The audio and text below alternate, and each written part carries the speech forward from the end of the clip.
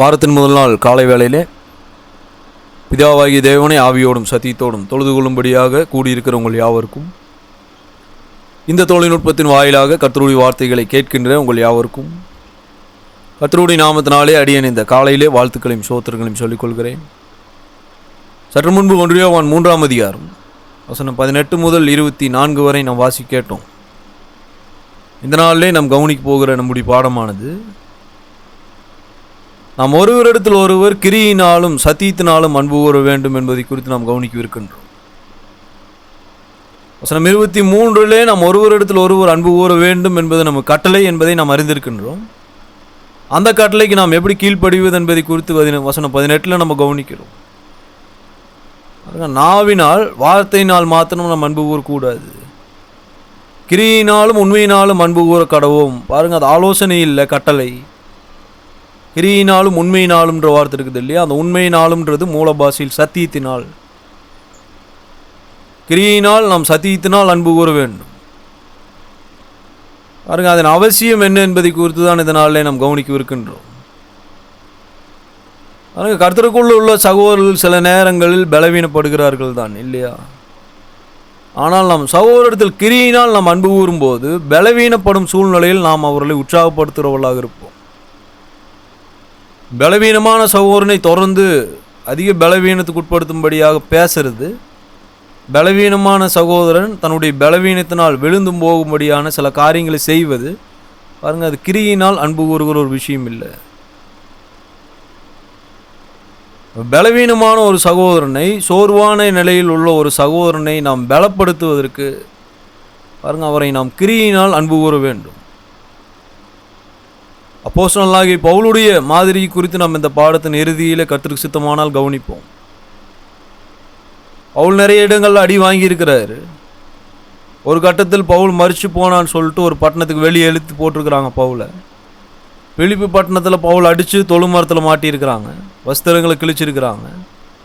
ஆனால் பவுலோடு கூட இருந்த சகோதரர்கள் பவுலை கிரியினால் அன்பு கூர்ந்து கொண்டிருந்த பொழுது பவுல் தன்னுடைய உற்சாகத்தை இழந்து போகாமல் தொடர்ந்து பலப்படுத்தப்பட்டார் என்பதை குறித்து நம்ம கவனிப்போம்.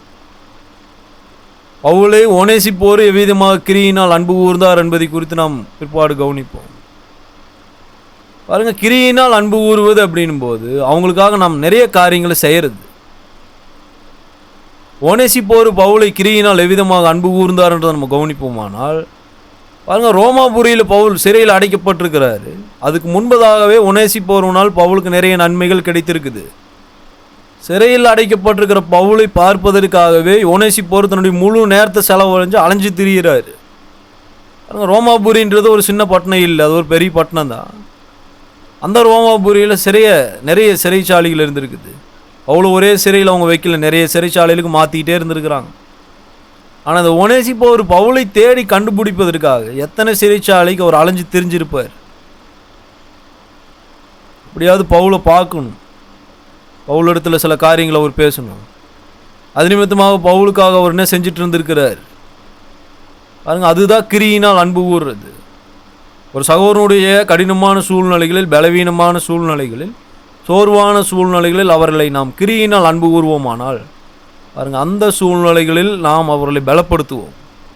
தொடர்ந்து அந்த பலவீனத்தில் அவங்க விழுந்து போகாதிருக்கிறது படிக்கு நாம் அவர்களை உற்சாகப்படுத்துவோம். அதுக்காக தான் நம்ம கிரியினால் அன்பு கூற வேண்டியது இருக்குது. மற்ற 22ஆம் அதிகாரத்தில் நம்ம கவனிப்போம். பிரதான கட்டளைகளில் அன்பு கூறுவது ஏன் பாகமாக இருக்குது?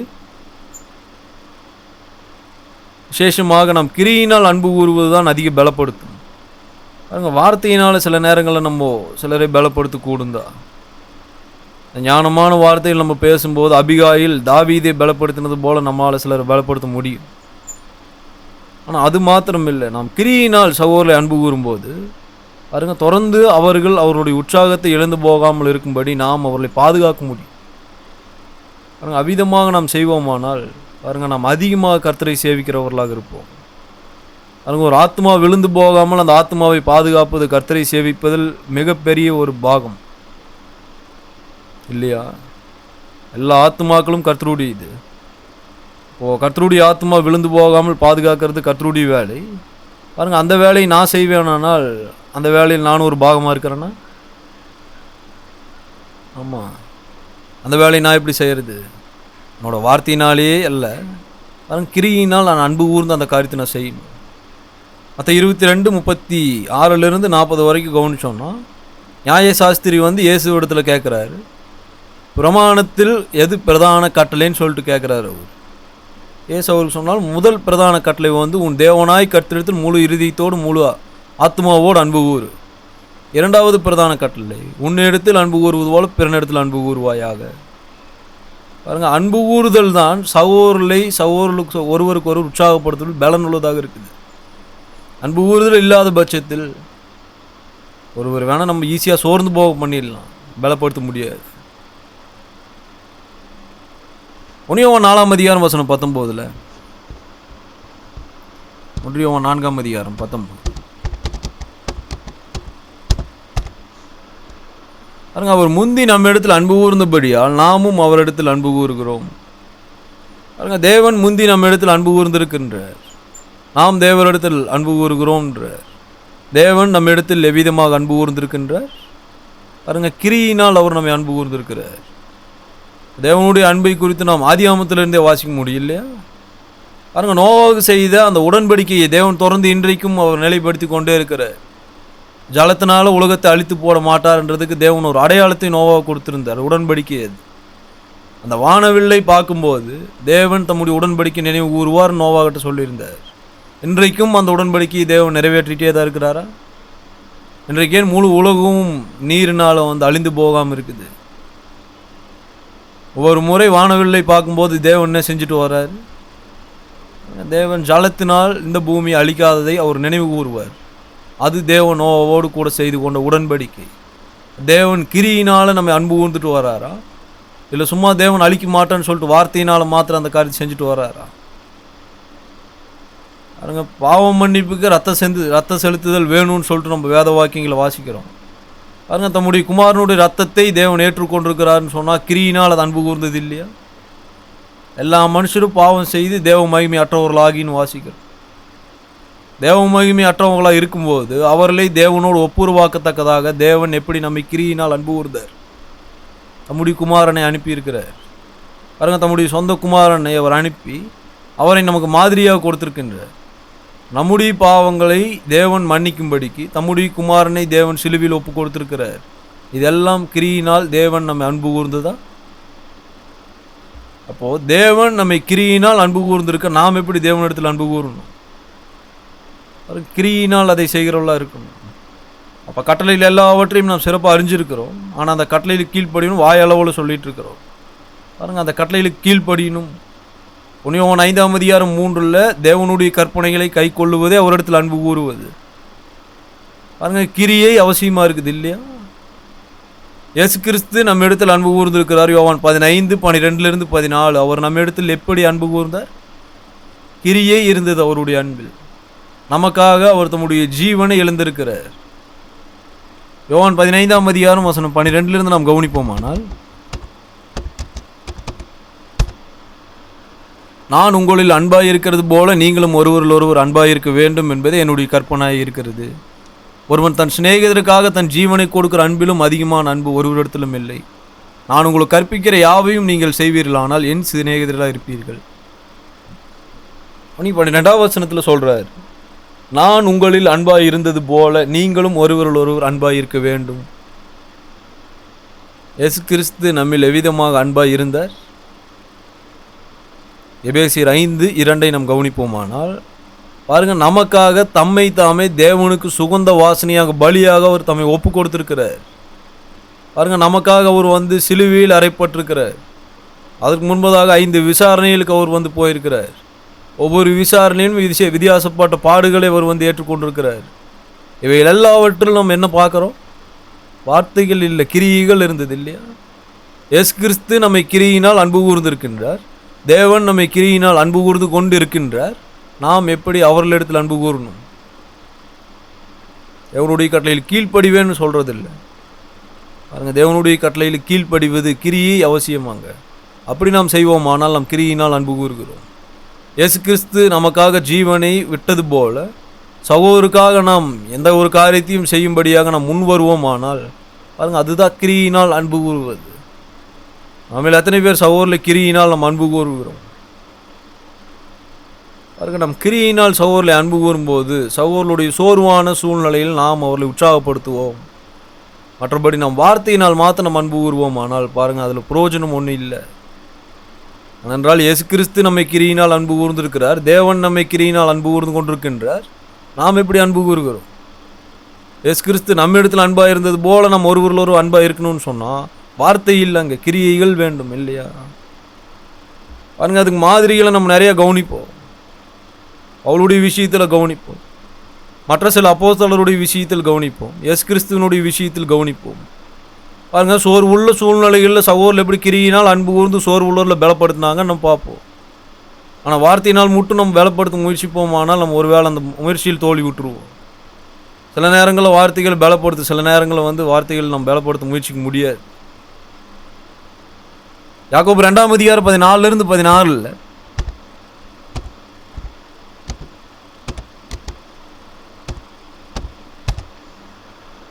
என் சகோதரே, ஒருவன் தனக்கு விசுவாசம் உண்டென்று சொல்லியும் கிரியில் இல்லாதவனானால் அவனுக்கு பிரயோஜனம் என்ன? அந்த விசுவாசம் அவனை ரட்சிக்குமோ?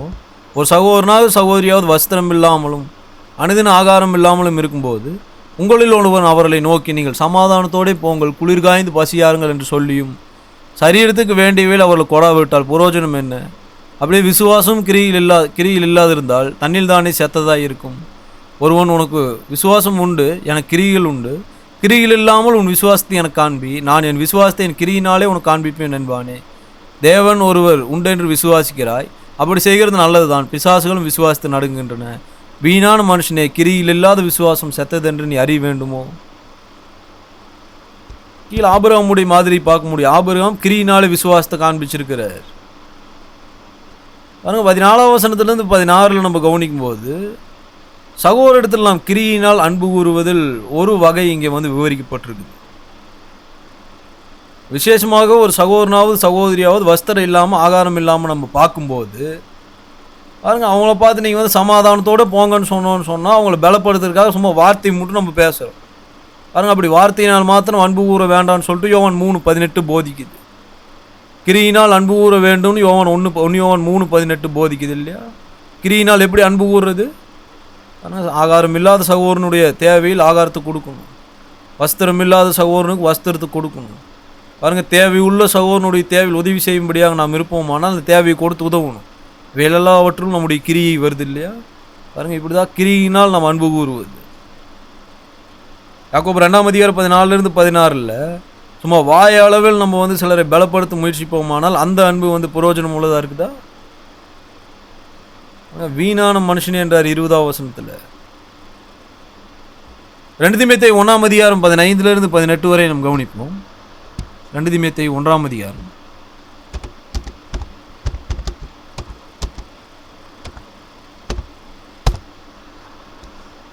ஆசியா நாட்டில் இருக்கிற யாவரும் அவர்களில் பிக்கல்லு எர்மோனக்கேனே முதலாக என்னை விட்டு விலகினார்கள் என்று அறிந்திருக்கிறாய். ஒனேசிப்போரின் வீட்டாருக்கு கர்த்தர் இரக்கம் கட்டளை இடுவாராக. அவன் அநேகந்தர் என்னை இளைப்பாற்றினான், என் விலங்குகளை குறித்து அவன் வெட்கப்படவில்லை. அவன் ரோமாவிலே வந்திருந்த போது அதிக ஜாக்கிரதை என்னை தேடி கண்டுபிடித்தான். அந்நாளிலே அவன் கர்த்தரில் இரக்கத்தை கண்டடையும்படி கர்த்தர் அவனுக்கு அனுக்கிரகம் செய்வாராக. அவன் எபேசிலே செய்த பற்பல உதவிகளை நீ நன்றாய் அறிந்திருக்கிறாயே. அங்கே 15ஆம் வசனத்தில் பவுலுடைய சில கடினமான சூழ்நிலைகள், சகோதரர்கள் பவுலை கிரியினால் அன்பு கூறாமல் போன போது பவுலுடைய நிலை என்னவா இருக்குதுங்க?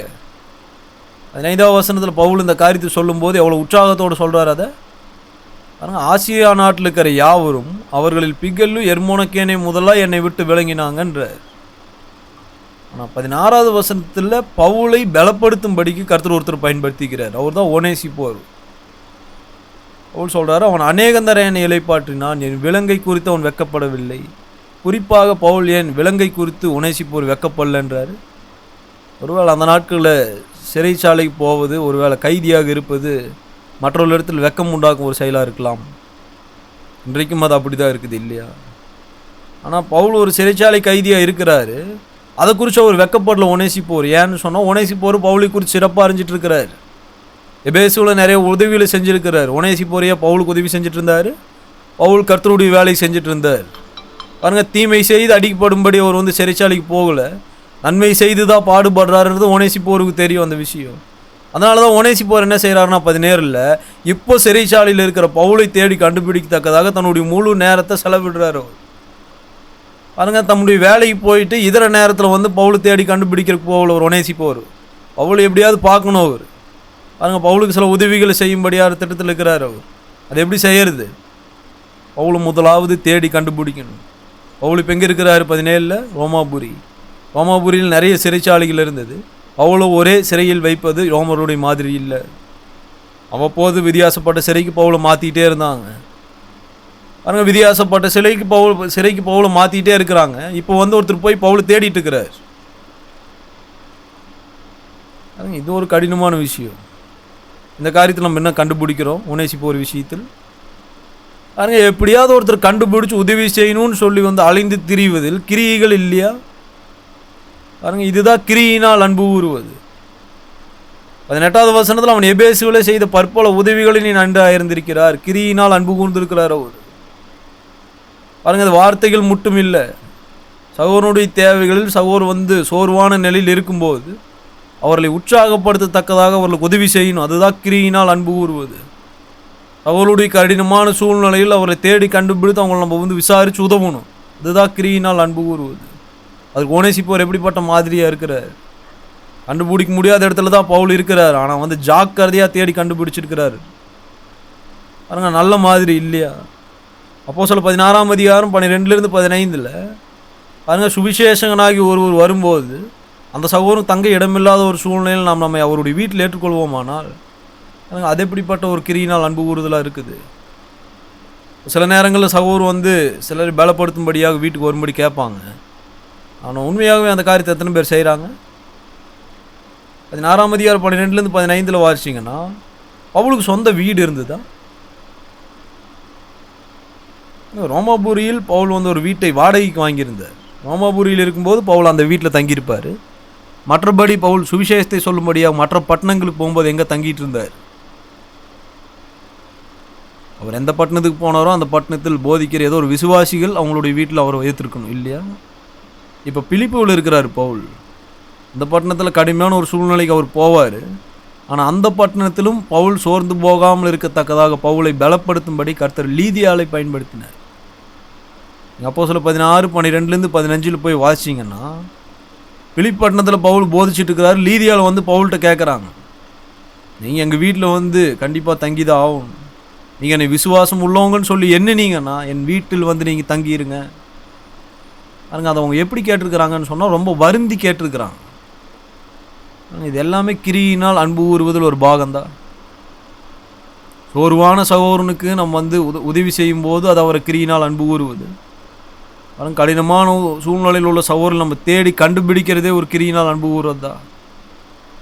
பாருங்கள், சகோதரன் வந்து உதவியற்ற நிலையில் இருக்கும்போது அவங்களுக்கு உதவி செய்வது, உணவில்லாத நிலையில் இருக்கும்போது உணவு கொடுப்பது, வஸ்திரம் இல்லாத நிலையில் இருக்கும்போது வஸ்திரம் கொடுப்பது.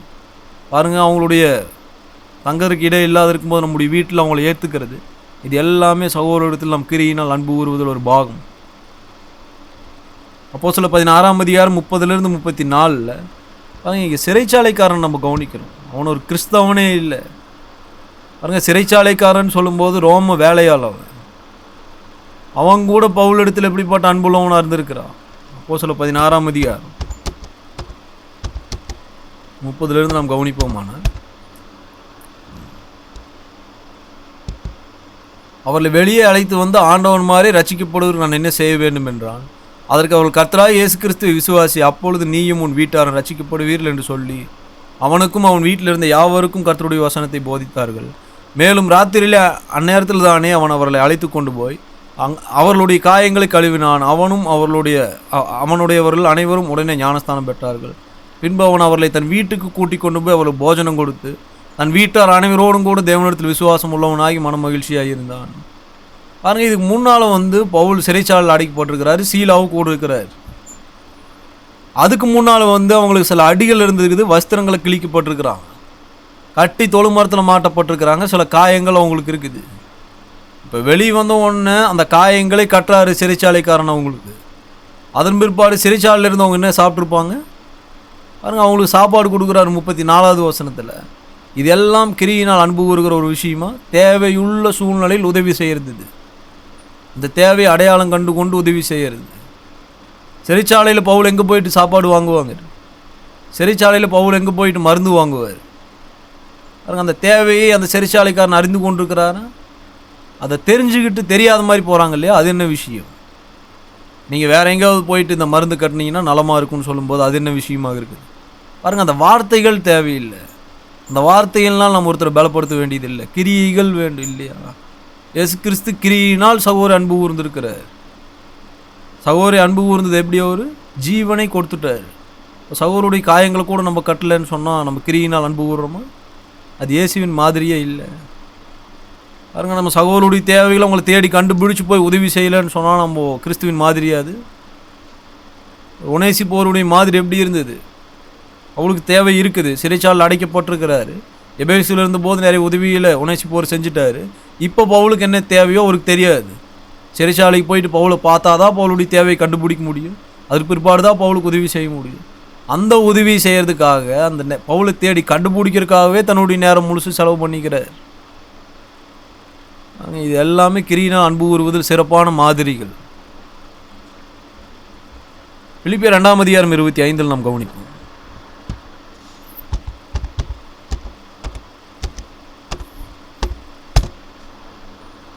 மேலும் என் சகோதரனும் என் உடன் வேலையாலும் உடன் சேவகனும் உங்கள் ஸ்தானாதிபதியும் என் குறைச்சலுக்கு உதவி செய்தனுமான எப்பாப்பிராதீத்துவை உங்களிடத்துக்கு அனுப்ப வேண்டும் என்று எண்ணினேன்.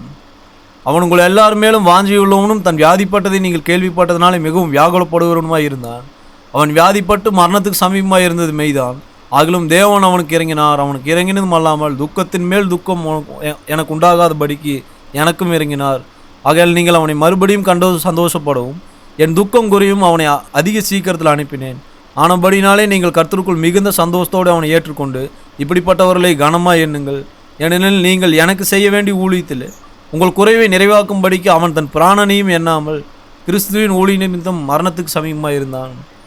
அங்கே கர்த்தரை சேவிக்கத்தக்கதாக சகோதரத்தில் விதமாக ஒரு கிரியினால் அன்பு கூர்ந்திருக்கிறார். எப்பாப்பிராதீத்துவை குறித்து நம்ம வாசிக்கிறோம். அதனால் கர்த்தருடைய வேலையை செய்வது கர்த்தரை சேவிப்பதில் ஒரு பாகம். இப்போ கர்த்தருடைய வேலையை செஞ்சுட்டு இருக்கிறாரு. கிறிஸ்தனுடைய ஊழியத்தை அவர் நிறைவேற்றும்படியாக, கிறிஸ்தனுடைய ஊழியத்தை செய்யும்படியாக மரணத்துக்கு சமீபமாக போயிட்டு வந்தான்றார் பவுலும். அங்கே யாருக்காக அவர் அந்த வேலையை செஞ்சுட்டு இருந்திருக்கிறார்? அங்கே கர்த்தர் நிமித்தமாக அந்த வேலையை செஞ்சுருக்கிறாரு. விசுவாசிகளுக்காக அவர் நிறைய பாடுகள் பட்டிருக்கிறத நம்ம கவனிக்க முடியும். 27வது வசனத்தில் வியாதிப்பட்டு மரணத்துக்கு சமீபமாக இருந்தது உண்மைதான்றார் பவுல். பாருங்க, துக்கத்தின் மேல் துக்கம் எனக்கு உண்டாகாதபடி கர்த்தர் எனக்கு இறங்கி இருக்கிறார், அவனுக்கு இறங்கி இருக்கிறார். பவுலுக்கு ஏன் துக்கம் அதிகமாகுது? சில சகோதரர்களே நம்ம அன்பு கூறும்போது அவருடைய கடினமான சூழ்நிலைகளில் பாருங்கள் அவங்களோடு கூட நம்ம துக்கப்படணும். சந்தோஷப்படுறவங்களோடு கூட சேர்ந்து சந்தோஷப்படணும், துக்கப்படுறோடு கூட சேர்ந்து துக்கப்படணும். அது எல்லாமே கிரியினால் அன்பு கூறுவது. ஒருத்தர் துக்கப்பட்டு இருக்கிறாரு, அவருடைய முகத்துக்கு முன்பதாக நம்முடைய முகத்தை வாட பண்ணிட்டு பின்னால் சிரிக்கிறது எப்படிப்பட்டதாக இருக்குது? அது கிரியினால் அன்பு கூறுகிறது இல்லை. 28வது வசனத்தில் பவுலுடைய துக்கம் என்னவா இருக்குது? இங்கே எப்படியாவது எப்பாப்பிராதீத்துவை இந்த சபையார் ஏற்றுக்கணும், தொடர்ந்து கர்த்தருடைய வேலையை எப்பாப்பிராதீத்து இந்த இடத்துல செய்யணும். பாருங்க, அந்த மக்கள் அதுக்கு எப்பாப்பிராதீத்துவை கனம் பண்ணி அவங்கள ஏற்றுக்கொள்ளணும். அதுதான் பவுலுடைய துக்கம். அந்த துக்கம் குறையணும். அதனால் அவனை அதிகமாக நான் சீக்கிரமாக உங்களிடத்தில் அனுப்பிட்டேன்றார். 28, 29 நீங்கள் கர்த்தருக்குள் மிகுந்த சந்தோஷத்தோடு அவனை ஏற்றுக்கொண்டு அவனை கனமாக எண்ணுங்க. 30வது வசனத்தில் ஏன்னு சொன்னால் பாருங்கள், நீங்கள் எனக்கு செய்ய வேண்டிய ஊழியத்தில் உங்கள் குறைவை நிறைவாக்கும்படிக்கு அவன் தன் பிராணனையும் எண்ணாமல் கிறிஸ்துவின் ஊழியத்து நிமித்தம் மரணத்துக்கு சமீபமாக இருந்தான். பாருங்கள், இந்த சகோதர நிமித்தமாக அவர் எவ்வளோ பாடுபட்டிருக்கிறார். பாருங்கள், பவுலை கிரியினால் அன்பு கூர்ந்த சகோதரர் நிறைய பேர் இருக்கிறாங்க. நம்ம ஒனேசிப்போரை பார்த்துருக்குறோம். இங்கே எப்பாப்பிராதீத்து இருக்கிறாரு. எப்பாப்பிராதீத்துவை பவுலும் கிரியினால் அன்பு கூறுறாரு. பாருங்கள், அவர் ஏற்றுக்கொள்ளாது இருக்கிற சபையார் இடத்துல போயிட்டு அவர் ஏற்றுக்கொள்ளத்தக்கதாக பவுல் வேண்டிகிட்டு இருக்கிறார். இங்கே அவர் என்ன செஞ்சுருக்கிறாரோ அதை குறித்து பவுல் இந்த ஜனங்களுக்கு விவரிச்சிட்டு இருக்கிறார். இங்கே பாருங்க, அவருக்கு நிறைய கடினமான சூழ்நிலைகள் இருந்தது. ஆனால் கர்த்தர் அவனை ஜீவனோடு வச்சிருக்கிறாரு. நீங்கள் தயவு செஞ்சு அவனை பேத்துக்குங்க. என்னுடைய துக்கம் குறையும்படிக்கு நான் அவனை சீக்கிரமாக உங்களிடத்தில் அனுப்பிட்டேன். இப்போ அவங்க அந்த வேலையை செய்யணும். அவளுடைய வாஞ்சை எப்படிப்பட்டதாக இருக்குது? நீதிமொழிகள் 3:27 நம்ம நாவினால் அன்பு கூறுகிற, வார்த்தையினால் அன்பு கூறுகிற ஒருவராக நாம் ஒருபோதும் இருக்கக்கூடாது. அப்படி பவுல் இருந்திருந்தாருன்னு சொன்னால் எத்தனை சகோதரர்கள் மற்ற சபையில் போயிட்டு வேலை செஞ்சிருக்க முடியும்?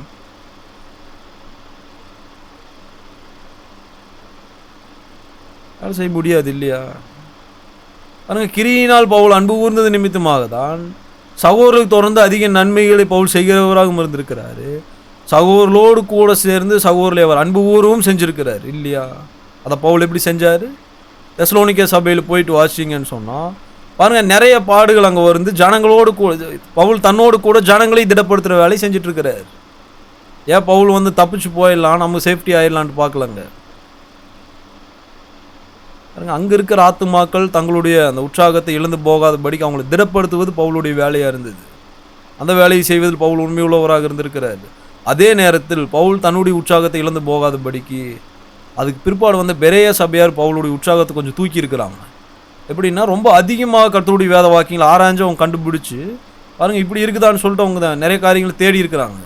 இந்த காரியங்களெல்லாம் பவுல் உற்சாகப்படுத்திட்டு வந்தது. சரி, அதை நம்முடைய பாடத்துக்கு வெளியே போகுது.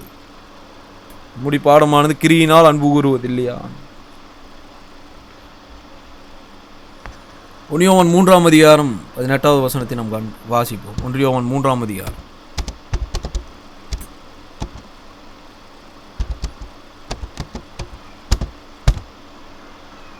என் பிள்ளைகளை வசனத்தினாலும் நாவினாலும் அல்ல, கிரியினாலும் உண்மையினாலும் அன்பு கூற கடவோம். பாருங்கள், அந்த உண்மையினாலும்ன்ற வார்த்தை வந்து சத்தியத்தினால் அன்பு கூறுவது. கிரியினால் அன்பு கூறுவது என்றால் என்ன என்பதை நாம் சற்று முன்பு கவனித்திருக்கின்றோம். அதற்கு தொடர்பாக சில மாதிரிகளை, சில விவரங்களை நாம் கவனித்திருக்கின்றோம். பாருங்கள், தேவையுள்ள சகோதரருடைய சூழ்நிலை பார்த்து வார்த்தையினால் அவர்களை திடப்படுத்த முயற்சிக்காமல் கிரியினால் அவங்களுக்கு உதவி செய்கிறது தான் கிரியினால் அன்பு கூறுவது. கிறிஸ்து நம்மை கிரியினால் அன்பு கூர்ந்தார். தேவன் நம்மை கிரியினால் அன்பு கூர்ந்து கொண்டு இருக்கின்றார். நாமும் கிறிஸ்துவை போலவே கிரியினால் சகோதரர்கள் அன்பு கூறணும்னு கவனிச்சிருக்கிறோம்.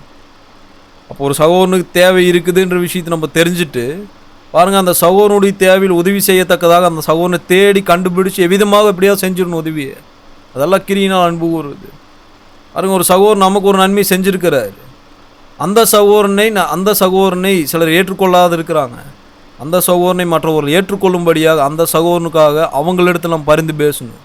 பாருங்கள், இது எல்லாமே கிரியினால் ஒருவரை நாம் அன்பு கூறுவதில் ஒரு பாகம். உணவு இல்லாதவங்களை பார்த்தோம்னா உணவு கொடுக்கறது, வஸ்திரம் இல்லாதவங்களுக்கு வஸ்திரம் கொடுக்கறது. பாருங்கள், சுவிசேஷகனாக இருக்கிற சகோதரர்களுக்கு, மற்ற கர்த்தருக்குள் உண்மையுள்ள சகோதரர்களுக்கு, விசுவாசிகளுக்கு பாருங்கள், தங்க இடம் இல்லாத போது நம்மால் அந்த இடத்துக்கு கொடுக்க முடியுமானால் அந்த இடத்து அவங்களுக்கு கொடுக்கறது. இது எல்லாமே கிரியினால் அன்பு கூறுவது தான்.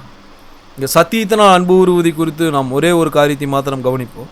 கர்த்தருக்கு சித்தமான அந்த காரியத்தை குறித்து சில விவரங்களை நாம் பைபிள் ஸ்டடியில் கவனிப்போம். 1 யோவான் 3:18 இங்கே சத்தியத்தினால் அன்பு கூறுவோம் அப்படிங்கிற அந்த காரியம் இருக்குது இல்லையா? 1 தீமோத்தேயு 3:14 அங்கே தொடர்ந்து கர்த்தருடைய வார்த்தைகளை போதிப்பதன் மூலமாக மற்றவர்களை பலப்படுத்துவது தான் சத்தியத்தினால் அன்பு கூறுவதாக இருக்கிறது. தீமோத்தேயு அந்த வேலையை செய்யும்படியாக தான் அவர் பயன்படுத்தப்பட்டிருக்கின்றார். பவுல் அந்த வேலையை செய்யும்படியாக தான் பயன்படுத்தப்பட்டார். மற்ற கர்த்தருடைய ஊழியக்காரர்கள் அந்த வேலையை செய்யும்படி தான் பயன்படுத்தப்படுகிறார்கள். 1 தீமோத்தேயு 3:14 நீங்கள் கவனிச்சிங்கன்னா பவுல் சொல்கிறார், நான் வரும் அளவும் கர்த்தருடைய வார்த்தைகளை வாசிக்கிறதிலும் புத்தி சொல்லுகிறது உபதேசிக்கிறதிலும் நீ ஜாக்கிரதையாக இருக்கணும். அந்த ஜாக்கிரதையாக இருப்பதுன்ற வார்த்தை வேகத்தை கூட்டுவதுன்னு அர்த்தம். தொடர்ந்து வந்து துரிதமாக தீமோத்தேயு அங்கிருந்த மக்கள் கர்த்தருடைய வார்த்தையில் எப்படியா கொண்டு போயிட்டே இருக்கணும். அதுதான் அவருக்கு கொடுக்கப்பட்ட வேலை. ஏன்னா நிறைய யூதர்கள் வந்து கர்த்தருக்குள் மற்ற சிலர் மனம் திரும்பாதபடிக்கு அவங்களை தடை செஞ்சுட்டு இருந்திருக்கிறாங்க. அதனால் தீமோத்தேயுவால் எவ்வளோ வேகமாக கர்த்தருடைய வார்த்தையில் பிரசங்கிக்க முடியுமோ அவ்வளோ வேகமாக அதை சொல்ல வேண்டிய ஒரு நிலையில் அவர் அங்கே இருந்திருக்கிறார். இப்போ கடினமான சூழ்நிலையிலும் கர்த்தருடைய வார்த்தையில் மற்றவங்களுக்கு கொண்டு போகிறது என்னவாக இருக்குது? சத்தியத்தினால் அன்பு கூறுவது. அப்போஸ்தலர் 20:31 பவுல் 3 வருஷ காலமாக எபேசு சபையார் எப்படிப்பட்ட கடினமான சூழ்நிலையில் போதிச்சு நடத்தியிருக்கிறாரு. கள்ளப்போரில் சுற்றி இருந்து வாட்ச் பண்ணிகிட்டு இருக்கிறாங்க. பவுல் போன பிற்பாடு மந்தை தப்ப விடாத கொடி ஓநாய்கள் அவங்களுக்குள்ளே வருன்றாரு. அப்போ அப்படிப்பட்ட மக்களுக்கு மத்தியில் தான் பவுல் இருந்து வேலை செஞ்சுட்டு இருந்திருக்கிறாரு. அந்த கடினமான சூழ்நிலையில் கர்த்தருடைய சத்தியத்தை பவுல் எவ்வளோ துரிதமாக கொண்டு போயிட்டு இருந்திருக்கிறாரு. மூப்பர்கள் எபேசு சபையில் உருவாயிட்டாங்க. அப்போ எவ்வளோ போதிச்சிருப்பார் பவுல் அவங்களுக்கு பாருங்கள். இது எல்லாமே சத்தியத்தினால் அன்பு கூறுவது. அப்போஸ்தலர் 20:31 நீங்கள் கவனிச்சிங்கன்னு சொன்னால் 3 வருஷ காலமாக இரவும் பகலும் கண்ணீரோடு இடைவிடாமல் அவனுக்கு புத்தி சொல்லி கொண்டு வந்ததை நீங்கள் நினைத்து விழித்திருங்கள்ன்றார். மூப்பர்கள் இடத்துல பேசிட்டு வர 3 வருஷம் நான் போதிச்சுட்டு இருந்திருக்கிறேன். நீங்கள் தொடர்ந்து அந்த வேலையை செய்யும்படியாக உங்களுக்கு அந்த வேலை கொடுக்கப்பட்டிருக்கிறது. மந்தையை நீங்கள் கண்காணிப்பு செய்யணும். பரிசுத்த ஆவியானவர் உங்களுக்கு கொடுக்கப்பட்ட வேலை அதுதான். அந்த வேலையை நீங்கள் செய்யும்போது அந்த வேலையை நீங்கள் செய்யாதபடிக்கு சில கொடிதான ஓநாய்கள் உங்களுக்குள்ளே வரும். உங்களிருந்தே சிலர் எலும்பி சிலரை வந்து இழுத்துட்டு போவாங்க. இதெல்லாம் பவுல் அவங்களுக்கு கொடுத்துட்டு ஒரு எச்சரிப்பு. ஆனால் இந்த கடினமான சூழ்நிலைகளிலும் கர்த்தருடைய வார்த்தைகளை கொடுத்து மந்தையை மேய்ப்பது உங்களுடைய வேலைன்றார். அதுதான் சத்தியத்தினால் சகோதரர்களை அன்பு கூறுவது. அப்போ ஒரு இடத்துக்கு போய் சத்தியத்தை சொல்லணும், ஆனால் அந்த இடத்துக்கு போய் சொல்லும்படியான சூழ்நிலையில் நம்ம இல்லை. ஏன்னா அந்த இடத்துக்கு போனால் நம்ம அடி உழுவுன்னு தெரியுது. நமக்கு அந்த இடத்துக்கு போனால் அவங்க ஏற்றுக்கொள்ள மாட்டாங்கன்னு ஒரு யோசனை நமக்கு இருக்குது. அப்போ அந்த இடத்துக்கு போய் கர்த்தருடைய வார்த்தையில் சொல்லவே இல்லை. நம்ம பாருங்க, அது சத்தியத்தினால் அன்பு கூறுவது இல்லை. அந்த ஆத்மாவை கர்த்தருக்குள் கொண்டு வர பண்ணும்படி அந்த ஆத்மா கர்த்தருடைய வார்த்தைகளை அறிந்து கொண்டு கர்த்தருக்கு கிரியினால் கர்த்தரிடத்தில் அன்பு கூறத்தக்கதாக, கட்டளை கீழ்ப்படிந்து கிரியினால் கர்த்தருக்கு அன்பு கூறத்தக்கதாக அந்த ஆத்மாவுக்கு ஏதோ ஒரு சூழ்நிலையில் கர்த்தருடைய வார்த்தையில் கொண்டு போய் சொல்லணும். துரத்திட்டு இருக்கிற நேரத்தில் கூட பவுல் கர்த்தருடைய வார்த்தையில் போதிச்சுட்டு இருந்தாரா? அப்போஸ்தலர் 14 கவனிச்சு பார்த்தீங்கன்னா அங்கே இக்கவோனியாக போயிட்டு அங்கே கர்த்தருடைய வார்த்தையில் போதிச்சுட்டு இருக்கும்போது கல்லால் அடிக்கணுன்றாங்க பவுலை. அங்கேருந்து பவுல் வந்து தெர்பைக்கு போகிறாரு. 19ஆம் வசனத்தில் தெர்பை லீஸ்திராவில் போயிட்டு போதிச்சுட்டு இருக்கிறாரு. அடித்து செத்து போனான்னு சொல்லிட்டு வெளியே தூக்கி போட்டிருக்கிறாங்க. 16ஆம் அதிகாரத்தில் பவுல் அங்கேருந்து வந்து பிலிப்பு பட்டணத்துக்கு வர்றார். பிலிப்புவில் வந்து போதிச்சுட்டு இருக்கிறாரு. சில ஸ்திரீகள் ரொம்ப உற்சாகமாக கேட்டுட்ருக்கிறாங்க. உடனே அங்கேருந்து அவங்க பவுலை கூப்பிட்டு போயிட்டு வஸ்திரங்களை கிழிச்சு அடித்து தொழு மரத்தில் மாட்டி சிறையில் போட்டிருக்கிறாங்க. பாருங்கள், இந்த எல்லா சூழ்நிலையிலும் பவுல் எப்படி போதிச்சுட்டு இருந்திருக்கிறார். சத்தியத்தினால் அங்கிருந்தவர்கள் அவர் அன்பு கூர்ந்திருக்கிறார். அவருடைய நிலை கடினமாக இருக்குது. அங்கே போனால் போதிக்க முடியாதுன்ற போது பவுல் வந்து போதிக்காமல் விட்டுல அத்தேனைக்கு போகிறாரு. அத்தேனை சுற்றுலி எல்லா விக்கிரகத்தை பார்க்குறாரு. பார்த்த உடனே இங்கே போதிச்சா அடி உழுவுன்னு தெரியலையா அவருக்கு? தெரியும், போதிச்சா எதிர்ப்புகள் வரும்னு தெரியும் இல்லையா? ஒருத்தர் ஒரு காரியத்தை செஞ்சுட்டு இருக்கிறாரு, அது தப்புன்னு போயிட்டு நீங்கள் அவர்கிட்ட சொன்னீங்கன்னா அவருக்கு உங்கள் மேலே வந்து கோபம் மூழுந்தா. ஆனால் கர்த்தருடைய வார்த்தை என்ன சொல்லுது பாருங்கள், துன்மார்க்க நேரத்தில் போயிட்டு அவனுடைய துன்மார்க்கத்தை நீ வந்து அவனுக்கு சொல்லி அவனை திருப்பணும். இல்லைன்னா அவனுடைய அந்த கணக்கை வந்து உன்ட்ட கேட்பான்றார் எசேக்கியேல் புஸ்தகத்தில். அப்போ தீமை செய்கிறவங்கள பார்த்துட்டு அவங்க தீமை செய்கிறது குறித்து அவங்கள்ட்ட சொல்லவே இல்லை. நம்ம அப்போ சத்தியத்தினால் அன்பு கூறுறோமா? அவங்களுக்கு அந்த காரியத்தை நம்ம சொல்லணும். அதே மாதிரி ஒரு சகோதரன் கர்த்தருடைய வார்த்தையில் அறிஞ்சிருக்கிறாரு, அதன்படி செய்யாமையே இருக்கிறார். பாருங்க, அப்படி செய்யாது இருக்கும்போது நம்ம சபை கூடி வருதல் ஏன் கூடி வரோன்னு எபிரேயரில் நீங்கள் படிச்சிங்கன்னா புத்தி சொல்கிறதுக்காகன்ற புத்தி சொல்லுதல்ன்ற வார்த்தைக்கான மெய்பொருள் அர்த்தம் ஒருவர் ஏற்கனவே என்ன அறிந்திருக்கிறாரோ அதை செய்யும்படியாக அவருக்கு அந்த காரியத்தை நினைப்பூட்டுதல். அப்போ ஒரு சகோதரன் கட்டளை கீழ்ப்படினுன்ற விஷயத்தை அறிஞ்சிருக்கிறாரு, கட்டளையும் அறிஞ்சிருக்கிறாரு, அது கீழ்ப்படியவே இல்லை. அப்படி கீழ்ப்படியாமல் அவர் இருக்கிறாருன்ற விஷயத்தை நம்ம பார்த்துட்டு அவருக்கு தெரியும் அவர் எப்போது கீழ்ப்படிவார்னு போனோன்னு சொன்னால் அது கிரியினால் சத்தியத்தினால் அனுபவுறது இல்லை. அவர் அந்த கட்டளை கீழ்ப்படியும்படிக்கு பாருங்க, அவர் கீழ்ப்படியத்தக்கதாக அந்த கட்டளையை வந்து அவருக்கு நம்ம விவரித்து ஞாபகப்படுத்தணும். பாருங்க, இந்த வழியிலும் நம் சத்தியத்தை அவங்களிடத்தில் கொண்டு போகணும். இதெல்லாம் சத்தியத்தினால் ஒருவர் அன்பு கூறுவது. கிரியினால் அன்பு கூறுவது என்றால் என்ன என்று கவனிச்சிருக்கிறோம். சத்தியத்தினால் அன்பு கூறுவது என்றால் என்ன என்பதின் ஒரு இன்ட்ரோடக்ஷனை நாம் கவனித்திருக்கின்றோம். கர்த்தருக்கு சித்தமானால் இந்த சத்தியத்தினால் அன்பு கூறுவது என்று தொடர்பான இந்த பாடத்தை ஒருவேளை நாம் பைபிள் ஸ்டடியில் கவனிப்போம். உங்களுடைய பொறுமையான கவனத்துக்கு நன்றி.